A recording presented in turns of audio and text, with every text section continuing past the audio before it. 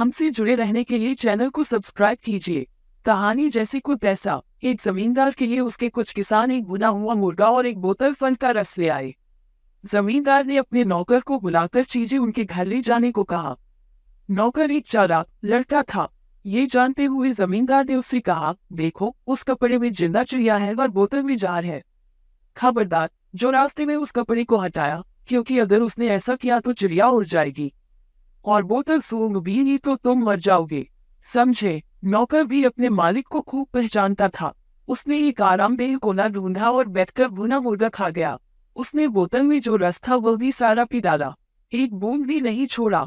उधर जमींदार भोजन के समय घर पहुंचा और पत्नी से भोजन परोसने को कहा। उसकी पत्नी ने कहा, जरा देर ठहरो, खाना अभी तैयार नहीं है।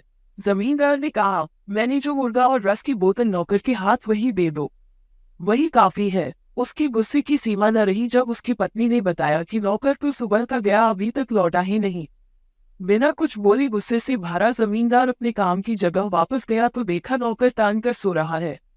उसने उसे लात मारकर जगाया और किसान द्वारा लाई गई भेंट के बारे में पूछा। लड़के ने कहा, मालिक, मैं घर जा रहा था तो इतने जोर की हवा चली कि मुर्गे के ऊपर ढका कपड़ा उड़ गया और जैसा आपने कहा था वह भी उड़ गया। मुझको बहुत डर लगा कि आप सजा देंगे और मैंने बचने के लिए बोतल में जो जहर था वह पी लिया और अब यहाँ लेटा लेटा मौत के आने का इंतजार कर रहा था।